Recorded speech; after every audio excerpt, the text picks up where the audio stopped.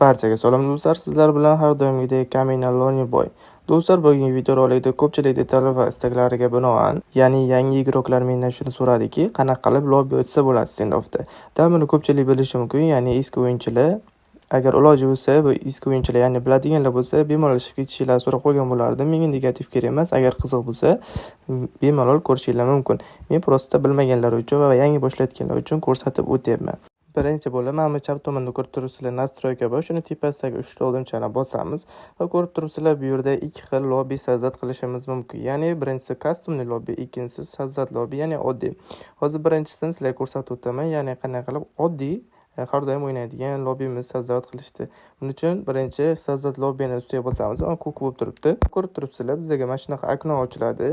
Bu yerga biz xohlasak druza bilan, xohlasak lokalni o'ynashimiz mumkin. Bilaman, ko'pchilik qanday qilib druza bilan o'ynashni bilishni xohlaydi. Shuning uchun ko'rsataman. Chap tomonda druzamiz turibdi. Biz birinchi kim bilan o'ynamoqchi bo'lsak, o'sha druzani ustiga bosib chaqirib olamiz va o'ng tomondagi qulfni bosib ustiga o'ng tomon turibdi va bu yerga birinchisi открытие. Biz ikkinchisini tanlashimiz kerak, ya'ni to'lka druzani. Shunda faqat do'stlarimiz bilan o'ynashimiz mumkin. Va xohlagan igrokimizni chaqirib olamiz.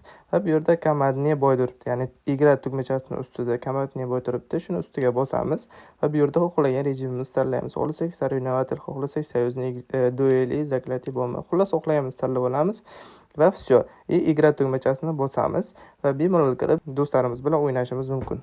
Endi customni lobbini tushuntirib o'taman. Buning uchun birinchi har doimgidek ustiga bosib olamiz. Ko'rib turishinglar mumkin, hamma narsa boyagi bilan bir xil. Bunda bitta ikkita qo'shimcha funksiyalar bor. Birinchi o'rinda buni zakrit qilib olamiz har doimgidek va xohlagan do'stimizni chaqirib olamiz. Druzamizdagi kimni xohlasak shuni chaqirib olamiz.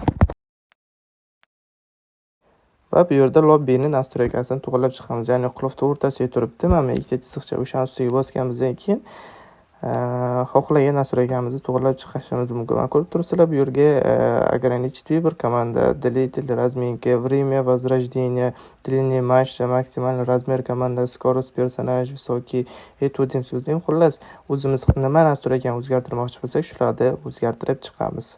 Va bo'ldi do'stlar. Va aytgancha rejimni tanlaymiz. Ya'ni komandni boyda ustiga bosib, xohlagan rejimimizni tanlab olamiz. Qaysi rejimni o'ynamoqchi bo'lsak va shunchaki yana igra tugmachasini bosish orqali o'ynashimiz mumkin. Va do'stlar, bugungi videorolik shundan iborat edi. Iloji bo'lsa videoga like bosib va obuna bo'lib qo'yishni unutmanglar. Bilasizlar, O'zbekistonda hali deyarli hech kim, ya'ni men ko'rmadim, kimdir kontent qilayotgani o'zbekchada, ruslarda tiqilyotibdi. Va men shuni O'zbekistonga olib kirmoqchiman. Iloji boricha podishka so'rab qolgan bo'lardim. Va yaqinda agar mana shu oyning oxirigacha kanalimizda 1000 ta obunachi bo'lsa, xudo xolasa bitta turnir qilib beraman sizlar uchun.